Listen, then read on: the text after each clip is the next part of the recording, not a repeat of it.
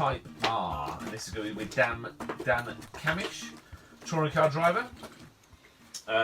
So that's I've painted. He's online. He's online. Yeah. Welcome along, Dan. Hi, Dan. Hi, good afternoon, how are you? I'm very well, chap. How are you? Yeah, very well, thank you. In these weird and wonderful times we're in at the moment, eh? Yeah, it's very strange, although it's becoming more and more like normality as it goes on. It is weird. It's weird, that, isn't it? You can't. You go, oh yeah, well, yeah. Don't go out. Just today, I'm going to the kitchen or the living room or the spare room. So yeah. So welcome along. So. Cheers, bud. So what we do, obviously you know what I do. I'm an artist normally. I'm normally at touring car events, and I've painted your car as an artwork, which is handily. Here's what I made earlier. There we are. There is your car, and that was done to celebrate your first win, wasn't it? At Brands. It was indeed that, and the win of the Jack Sears Trophy that year. Yes. 2018. So what we're going to do is, rather than me painting and it taking kind of 7-10 hours to do, you don't want to be here for 7 hours or 10 hours watching me paint. No, I'm sure you've got much better things to do. What we're doing is, so for the last 4 weeks I've been drawing and drawing cars continuously. So that means once the pen is down, the pen isn't lifted until the outline of the car is done. Does that make sense? Yeah, just to me. And then once that outline is in, and I create and draw in the colours and do everything else of the car on to make the artwork, and generally in between half an hour to 45 minutes per drawing. So since 5 Fridays ago, I've done 227 drawings. That's a lot of drawings. That's quite a lot of drawings. I've got better at it. Compared to the first one, I've definitely got better. Perfect. Right, where do I start? So yeah, hello everybody. My name is Dan Cammish. I am a British touring car driver for Halfords USA Racing. So let's start way back. How did I get started? So originally I started when I was 8 years old. My dad was a big fan of motor racing.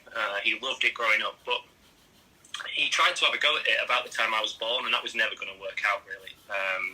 To try and start a racing career and have a young child, so he gave up at that. And but as soon as I was old enough, which in the UK is 7-8 years old, 8 to actually race, he couldn't wait to let me have a go. And for my 8th birthday, he took me to as my girlfriend drops a drink in the background. He took me to a karting centre to have a go, and I enjoyed it. I really enjoyed it. The thing, and not long after that, I had my own go-kart, and off we went racing. Now, the thing was that actually I was okay on my own.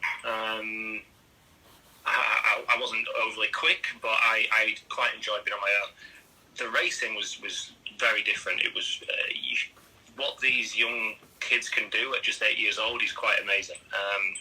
They race at 60 miles an hour, bumper to bumper. They have no fear, and I just wasn't ready for it at all. It scared me. I won't lie to you. So I stopped racing, and I went off to play football for a few years. Not very well, I won't lie.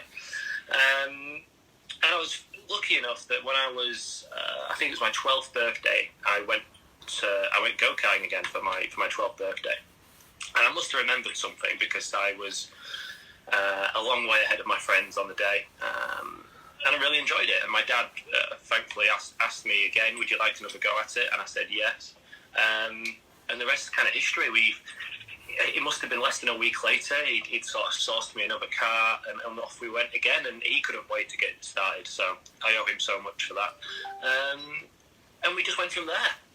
And my karting career just went from strength to strength, thanks to the support of my family, and especially my dad, and my uncle, actually, who's been to pretty much every race I've ever done. We travelled all over the UK, got better and better at it, more involved, rose up the ranks until I eventually ended up in racing in 2008. So a good sort of 5 years later, I was in racing in the European Championships. I finished 6th overall in the European Championship that year, and 4th in the UK Championship.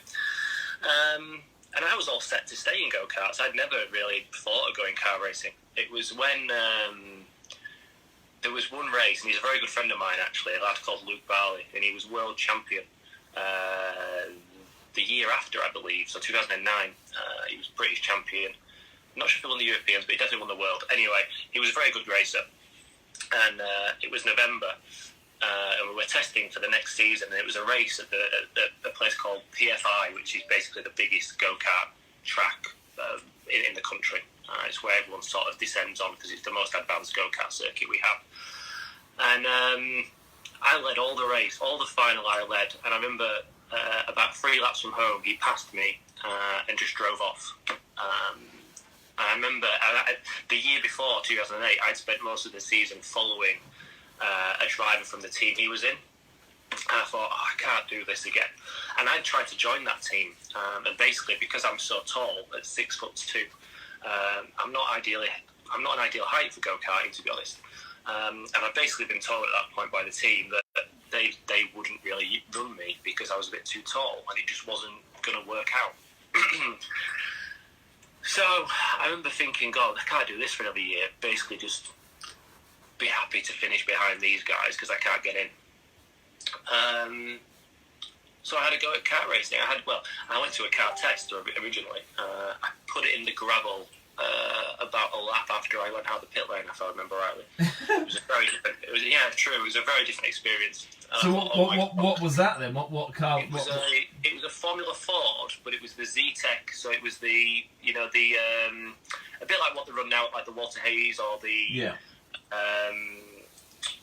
the other Z-Tech events. Formula Ford 1600, effectively. Very, very little grip, and it was bucketing down with rain that day. And I remember thinking, oh my God, I'm well off my head here. What am I doing? So there's the outline done in. You see, in the time it's taken me to just get to there, you already done that. That's good. That's all right, isn't it? It looks. You can kind of make it out that there's a H there, and it's going to look yellow in a minute. But looks like a Honda to me. Looks like good. That's what. As long as it looks like that to you, that's the main thing, because you're my main viewer. So, so thank you very much for being so kind. So you kind of went went from karting to Formula Ford, or like single seater at least. Yeah. But it didn't start as well as it could have. I think is probably the best. Yeah, my first test, it was kind of a toe in the water exercise. I think it was like a taster day that they had back in the day. And it didn't last very long. I remember thinking, oh God, I'm out of my depth here. And then I actually went for a proper test with Kevin Mills, who I raced for in 2009, and ended up going really quite quickly actually around Donington. And he was quite impressed at how fast I'd actually gone, how quick, and how, with very little experience. And I ended up doing I've tested for another couple of teams, ended up doing a deal to go with Kevin Mills in the British Formula Ford Championship that year. So that was 2009, and in testing we'd been there or thereabouts, but not quite at the front. And I still to this day don't quite understand how this transpired, but actually on race when the official race day came, I qualified second in only my first ever my first ever race, which was quite an achievement. I think there's a statistic somewhere, and I think I don't want to get this wrong because I'll get crucified for it, but I believe I am the first rookie to start on the front row of a British Formula Ford race since Ayrton Senna did it. That's a pretty good stat, I'd say. That is quite a good start, and that was actually printed in Autosport in 2009. So that was quite an achievement, and I went on to finish on the podium. So I had a podium my first ever event, and I came away from the first round of the British Championship I think in like third place overall out of about 26. And I was at the front all year actually, in the mix of podiums, good races. Made mistakes like anyone would, but I think I ended up something like 6th or 5th overall in the championship. Won the scholarship class and learned a great deal. So that was me, sort of my first foray into cars. I stayed in Formula Ford the year after, which was kind of a mistake really, because I had an opportunity to go to Germany at the end of 2009 and race there. permanently for 2010, and maybe that would have been a better option. Germany being sort of the hub of, most car manufacturers sort of come out of Germany. It's and at that time there was some really good drivers racing over there in the lower ranks, and that would have been a different career path, and who knows where that would have taken me. As it happened, I stayed in the UK, finished third overall that year. They changed the tyre. It was an Avon tyre in 2009, and it had a very big peak. So your qualifying laps would be very quick, and then it dropped away very, very fast. And I liked that feeling. I liked the feeling of like this ultimate grip peak moment. So your driving style was kind of suited for that, and you kind of... In a way, yeah, but also what it means is that if you have an ability to get on with it and make few mistakes and kind of get close to the limit and not over it, you can do a lap time in a shorter space of time required. The problem with the year after was when we went to the Dunlop tyre, it effectively didn't really have a peak, so you could do 20 minutes and not go any faster or slower. And that really annoyed me, because it kind of meant that eventually, even some of the guys that maybe wouldn't quite be fast enough, if you do enough laps, eventually they'll fluke one. And it really sort of, I didn't find it as easy going sort of being on one tyre year one to a different tyre year two. Yeah. But that's another story. It's all a long time ago now. Getting on 10 years ago, which is quite incredible. 2011, I was in Formula Renault UK. Didn't really have the budget. In fact, I had nothing like the budget to race Formula Renault. I was very grateful that Matt, the Det Motorsport, helped me out a great deal. I learned a great deal. That year, 2011, God, it was like a who's who in Formula Renault that year. Really? So who were you in with? It was Alex Lynn, Oliver Rowland, Jack Hawksworth, who went on to IndyCar, Theo Elinas, who went on to all the way to World Series. In fact, he actually drove an F1 car from Russia at one point. Who else? Me. There was a good list. I mean, it wasn't a big grid that year. I think it was down to there was only like 9 or 10 drivers, maybe 11 at some circuits, but 5 or 6 of them all went on to have pretty top level careers. So it was really good. I had a few podiums, sort of punched above my weight, I thought. It's not easy to race against the likes of Fortec and things like that. The really big teams in the championship, when you just have one sort of driver team, which I was the only driver in my team. The problem with that is you only create one set of data, so every time you go on track, you get your data and you don't get anybody else's. Fortec at that time had a 4-car team, so every time they went on track, they got 4 times the amount of data. Right? and I guess with like most motor racing kind of stuff, they ain't going to share it either. It's going to be that's their data. No, it's for them and them only, and it just made it very difficult to kind of bridge the gap. Even though you might only be a small amount off the pace, you're not going to find that small amount. But anyway, it was a great learning experience. Had a good time. 2012, I was stuck.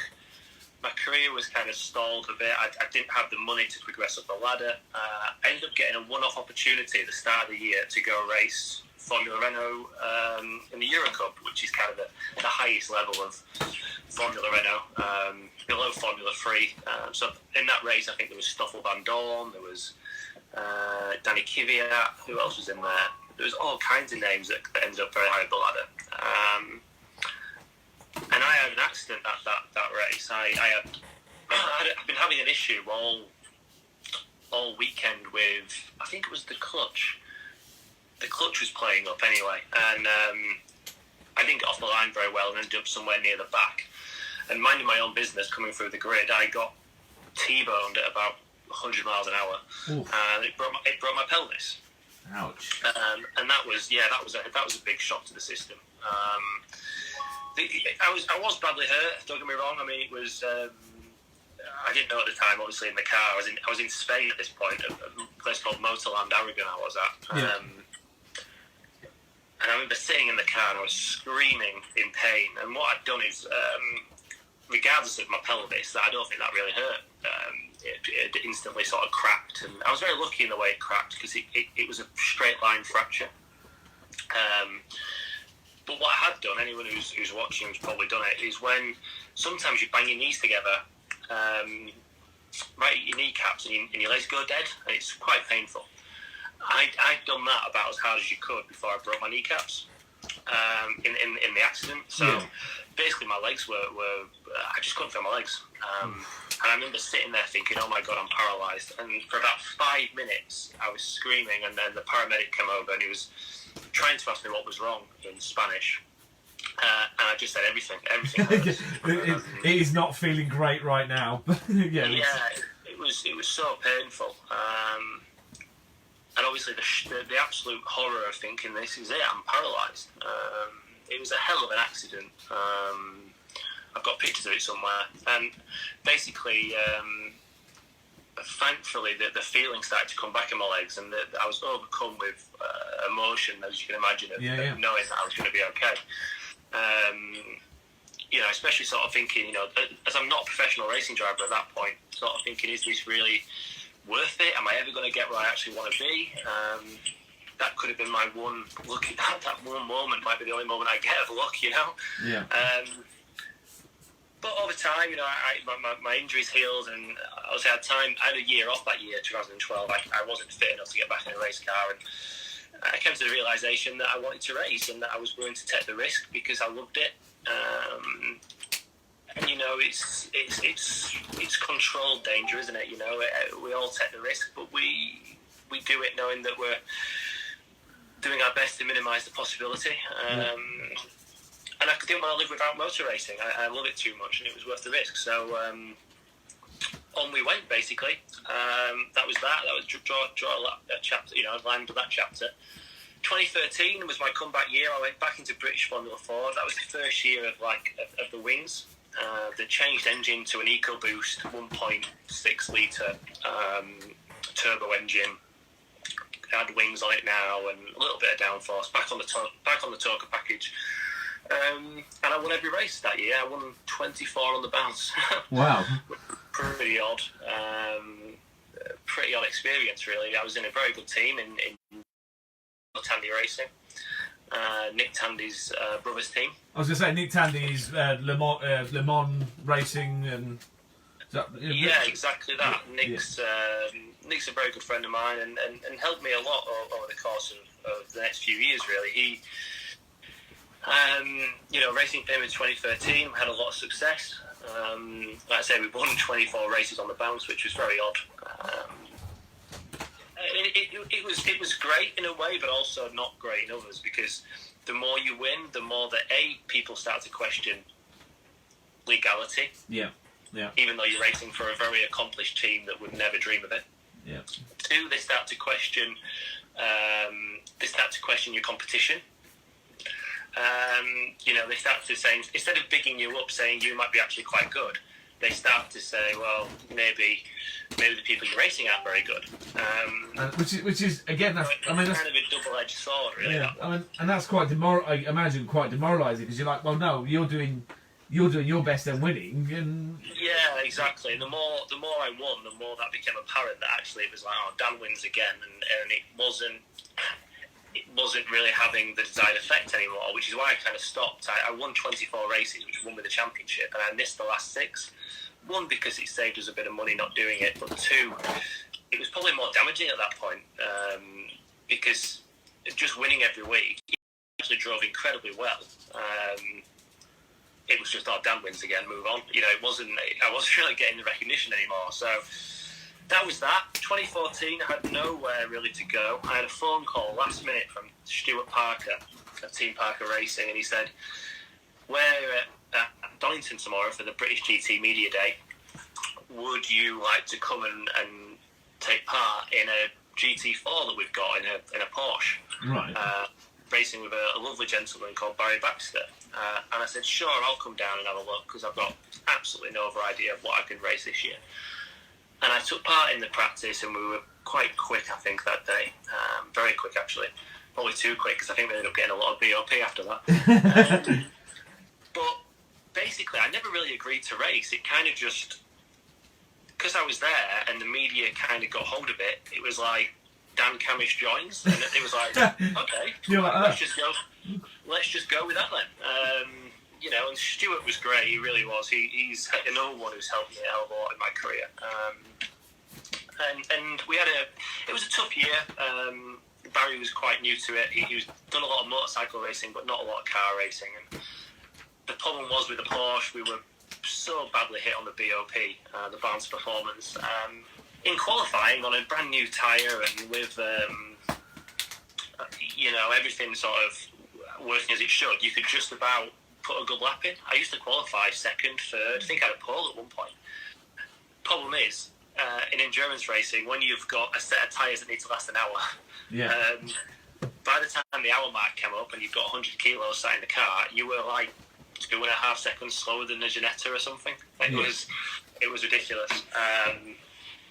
And it was tough for me, and I was the pro in the team, and I found it almost impossible to really keep up with the guys I was racing, let alone Barry, who's an amateur, trying to keep up in his class. So we had a very tough year. The high point of that year was that I knew very early on that back then in 2014, Porsche used to do a guest car for Carrera Cup. Right. And every team had the opportunity to use it for a couple of rounds that season. Okay. So that was like part of the... So you, as much as you were on the GT package of British DT... Yeah, but Stuart was part of the Carrera Cup package as well. Okay. So Team Parker ran in Carrera Cup as well. So basically, because Stuart was getting the car for Brands Hatch for the GP circuit, the last race of the season, he'd said to me... you know, we'll put you in it. We'll put you in it and give you a go. So I was like, that sounds great. And I've been looking forward to it all year.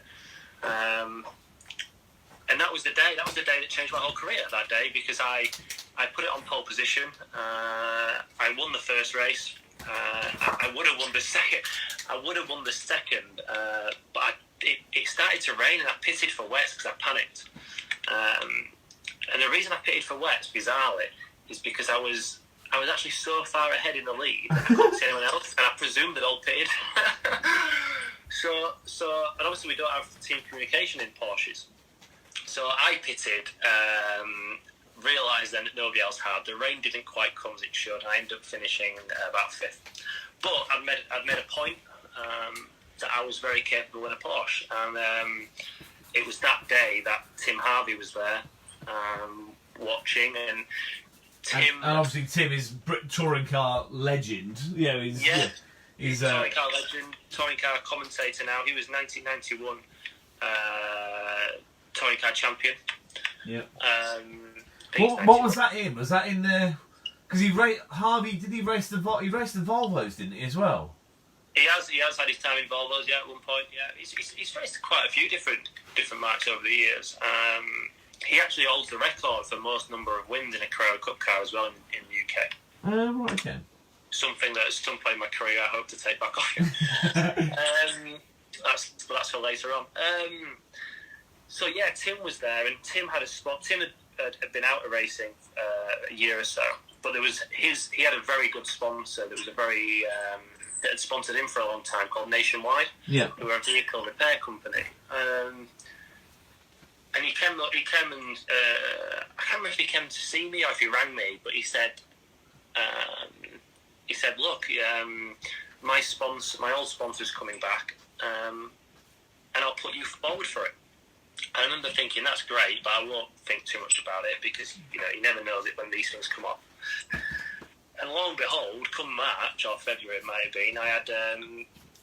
that was it. I was fully sponsored. Everything was paid for to join the top team in Redline Racing in Porsches, and that was that, which was amazing, really, to go from from 2014 when my career was almost stopped, to having this plum drive in Carrera Cup, not having to worry about where the money was coming from for the first time in my career. Now, obviously, I had new pressures. The fact that I had Tim and Nationwide as a business expecting results. Yeah. But we smashed it. We absolutely smashed it. I won 11 races that year. out of the 16. So, and I never finished lower than second that year. Well, that is pretty. I mean, as results go, that's pretty good. Pretty remarkable set of results. But what that did do as well was, going back to sort of 2013, was it also gave me a little bit of recognition for then, because everyone knew how tough Porsche was. The Carrera Cup Championship, there were some very good drivers in it. They knew how close the cars were. Yet here I was, sort of winning week in, week out, and I think it kind of dawned on a few people that maybe he's actually got a bit of talent. Yeah, mate. Which was great for me, because maybe I finally got a bit of recognition I felt I deserved a couple of years earlier. So yeah, 2015 was a massive success. Won the Carrera Cup UK Championship off the back of just a couple of years earlier been British Formula 4 champion. It was great. The only downside, and it was hard for me to take at that point, was if Porsche had what's called the Porsche pyramid. Right. And if what they basically say is that if you are successful in their lower Carrera Cup sort of ranks, you will get an opportunity to move up. Whether that's towards Super Cup, whether that's towards the Works squad. So I guess that would be like Le Mans, because the Super Cup support F1, don't they, as well? Correct. So Super Cup supports Formula 1. Obviously, we have Carrera Cup. There's different Carrera Cups around the world, where obviously Carrera Cup GB supports British touring cars. But there's Carrera Cups in Germany, there's Carrera Cups in Asia, there's lots of these Carrera Cups going on. And what they do is, every year Porsche assemble basically the best guy from each grid around the world, maybe 6 or 7 guys, and they go for a shootout at the end of the year to become a Porsche Junior. Right. Now, if you're a Porsche Junior, you're pretty much guaranteed to be a Porsche Works driver, and your career, if you're good enough, is probably going to be set. You're going to go off to race GT at a high level, and who knows, win Le Mans like Nick Tandy. So obviously that was a dream of mine, really, to get that opportunity, and I was absolutely shell shocked, because when the opportunity came, and I thought, well, I've got to be going, because I've won I've won so many races this year. Who else can go? Yeah. It turned out I was too old by about 6 months. What? Yeah, I was 25, and the cut-off was 24. No. So I was absolutely heartbroken, I won't lie, because I thought this was my opportunity to really show what I could do on a very high level, and I've no doubt if I'd have gone to the shootout, I'd have been close to winning it. And who knows, things might have been different, but to be told I was too old was heartbreaking. Yeah. But, pick yourselves up, move on. 2016, I won the championship again. Except I won one more race this time. I won 12. So you stuck with. So you stuck with it, and you continued the port. Yeah. I really wanted to rub it home that I was the right guy for the job, really. But it was a great time. For me, for Redline Racing, we were very successful. But unfortunately, that was kind of where I was at that point. I didn't really know how to move on, and the opportunity wasn't really coming to move on. So I stayed around again in 2017. I was back in Carrera Cup in the UK, but I'd actually managed to get a great opportunity to race in Porsche Super Cup with Walter Lechner, who's basically the biggest Porsche Carrera Cup team in the world. He just runs an amazing operation, races in Super Cup and in Germany. And I was there on the grid in Super Cup as teammate to Michael Alemuller, who'd been in the Porsche Championship a long time in Super Cup. And it was a great year. I had my own engineer from the UK who I'd worked so closely with in Frank Funk. So I was on the Carrera Cup grid in the UK, I was on the Super Cup grid in Europe, and yeah, it was a great time. To race on the Formula 1 package was truly amazing. And I had some great results. I was second in Monaco, which was just an experience I'll never forget. On my debut, to finish second is not something many people do, and I was very proud of that. And Monaco's a tricky track as well. It's super tricky, especially for those that have never seen it before. Most people you read about or you speak to always have a year beforehand learning it, and then the year after they arrive and they can do the job. But for me to get the job done year one, was pretty special. And only a couple of weeks later, we went to Le Mans with Carrera Cup UK, and I won there as well. Oh, so amazing. that sort of period around May 2017 was just an amazing weeks, really, an amazing month for me. One of the caveats, though, of racing in the Super Cup alongside the GB was that I was going to have to miss a round of the UK Championship. Right. So I missed a full round at Snetterton. I won 8 races that year, and unfortunately, I just missed out on the championship by about 20 points. No doubt, I'd have had a third straight successive UK title had I not, but it just wasn't to be. But I had to take my opportunity to race in Europe because that was such a fantastic thing to do. Yeah. Finished 4th overall that year. I was only beaten by Mike Muller, who's basically been in the championship for about 5 years and has won the Super Cup now for about 3 years on the trot. And the 2 Porsche Juniors beat me as well, with the full weight of Porsche behind them. So 4th was very respectable, and I was all set. I was all set to return in 2018 when the opportunity sort of came up to race for Honda and Team Dynamics. I mean, so how did that come about? Like, I mean, it's obviously Dynamics and the team, obviously legendary team in the touring car. So how did it go from being Porsche, aiming for Porsche driving? Was it just you were like, yeah, I absolutely want to do that? Yeah, I mean, I'd sort of been on very much on a GT kind of trajectory for a few years now, really since 2014. So, obviously I've been on the touring car package for years as well, though, and I'd watched the touring cars. I really enjoyed watching it. I love the sort of. You could clearly see from the outside how big a championship it was. You could see the fan engagement with it, and you could see that it was growing as well. You could see a mile off that it was getting bigger year on year. Yeah. I didn't have much contact. I mean, I spoke to Matt occasionally, maybe in the paddock, in passing, said hello, but I certainly no more than that. And basically, I found out that Gordon was leaving the team when everyone else did. I saw it on Autosport. And I actually wrote to him on Twitter. It's still on my Twitter, actually. I saw it the other day as I was scrolling down the messages. I basically said, look, I hear there's an opportunity. I'm not sure you'd ever consider me, but I'd love to talk to you about it. And he basically wrote back pretty quickly saying that the position had pretty much been filled. And he was sorry about that because I was actually on the original list. The reason they never really pursued me is because they assumed, or I'd been told, that I was set to stay in Porsches again the year after, which was kind of true. But also, it's not every day that this opportunity to race for Team Dynamics comes up. It's the biggest team in British touring cars. It's supported by Honda. It'd been an amazing achievement and an amazing place to be, and I knew that. And I thought, if this opportunity passes me by, it might not come around again. Yeah. And it looked like I wasn't going to. I basically said to him, gutted to have sort of missed out, but I wish you all the best. If anything changes, get in touch. And a couple of weeks went by, and I got a phone call from Matt saying it wasn't quite going to plan with the guy they had. I won't name names, but it's pretty easy if you do a quick Google search. Would I like to go for an interview? And I said, yeah, love to. Went down there. My dad was with me, and Tim Harvey was there as well, because like I say, he'd been advising me now for a couple of years in Porsche, with my main sponsor Nationwide. Yeah. And we sat and we talked, and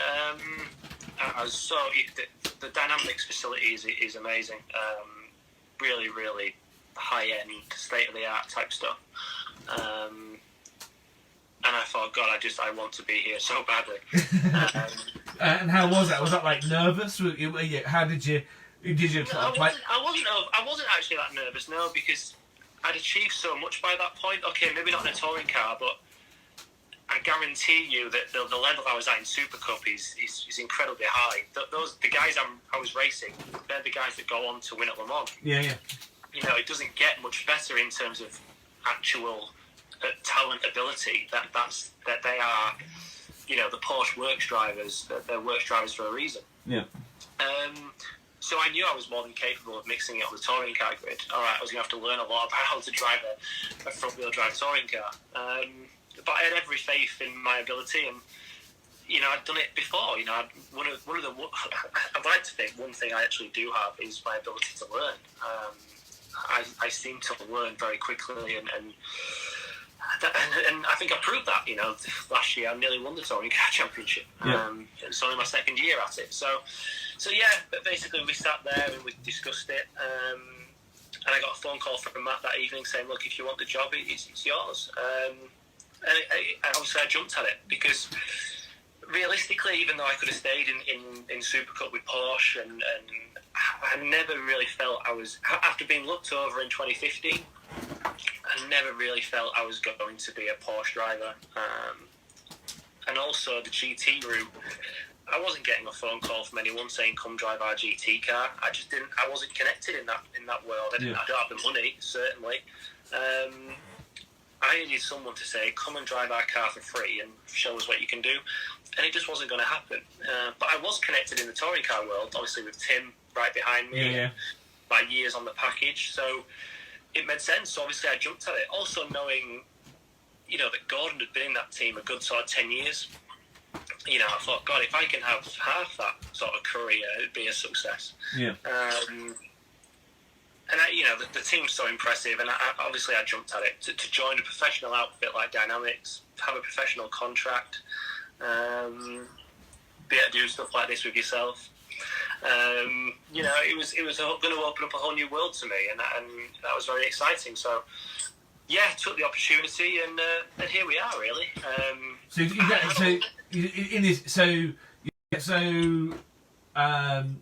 So last season it was very close, but you got your Jack Sears in the 2008, which is your first season in 2008. So in terms of the touring car, what's been your kind of highlight? So what's been the thing that you could take away from it? You'd be like, I did that, and that was just the best race, or the best time, or best experience with Honda of what you've done so far. Yeah, you know what? There's so many. We obviously joining in 2018, I had a hell of a lot to learn. I mean, I was coming from a rear-engined, rear-wheel drive touring car, Porsche, and having to go into a front-wheel drive, front-engined Honda Civic, and I learned as quickly as I could with the help of Matt and the team. They were both right behind me and give me so much. They give me all the opportunity and also none of the pressure, which was amazing. They knew I had to learn, and the last thing they wanted to do was really, put too much pressure on me.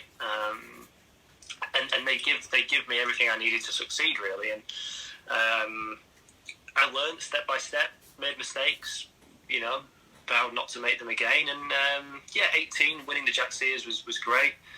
2 wins at the end of the year, which I needed a win. I did need a win. Also, the car was kind of in its infancy, the new FK8. It wasn't quite in the sweet spot. We had some work to do, but we had a good foundation. So to win the 2 races at the end of the year was great, and I had a few podiums as well. So a pretty sensible all-round year. Obviously, I was in this big team in Dynamics, sort of come out of nowhere as a driver. Certainly probably wasn't on anyone's list to take over. Brought into a championship that's so different to anything I've ever done. I mean, the touring car racing is fierce. Oh yeah, it's proper, isn't it? You've got to drive. You've got to drive forward while watching behind it all the same time. It's mentally so draining. But I'd like to think that I swam. I didn't sink, and obviously year 2, I put everything I'd learned into practice. I had a great car, a great teammate, a great team. We were consistent, and nearly won the whole thing. Really, 14 podiums last year. And very nearly won the whole championship, so I'm very proud of that. And it's only my second year, so I've still got a lot to learn, and I think I've still got more to give, which hopefully is worrying for my competitors. Well, that is. I mean, thank you so much, mate, for taking part and telling us about your history, and fascinating to find about your how you got to where you are now. And for just over 45 minutes, there is.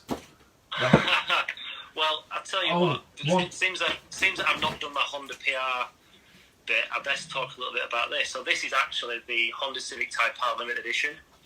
Only 20 of these are coming to the UK, all of which are sold out.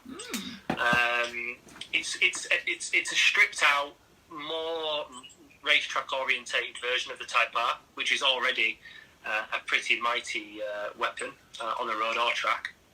So this runs some lightweight BBS alloy wheels. It runs Michelin Cup 2 tyres, which are very sort of racetrack orientated. They will work on the road, but they are very, very sticky and very grippy. It's got no aircon. It's got no infotainment system. It's got a few other minor touches. Now, they're saying that it doesn't have anything different under the hood in terms of performance. I've driven it, and I'm not so sure. Because you think somebody's not quite telling the truth there, slightly? Well, it's very aggressive in its delivery. It could be the lack of sound deadening. It's about 47 kilos lighter than the road-going car, than the normal car, should I say. So it could be a lack of sound deadening, or maybe a couple other placebo things, but it's very quick, and it's a great bit of kit, and in that sort of sunlight yellow, it's a bit of a showstopper. It looks great, doesn't it, in this yellow? It does, and I'll tell you what as well, there's a light blue, like a Miami sort of blue as well, coming in the new range, which is just stunning in person. And there's some nice new touches actually on the 2020 model range. It's got Alcantara wheel now, which I think just raises the cabin. The seats were already, anyone who's sat in a Type R will tell you that the seats are just incredible. They are standout. But the wheel now as well, wrapped in Alcantara, just takes it to another level, I think. The gear knob, which the Type R is famous for, it's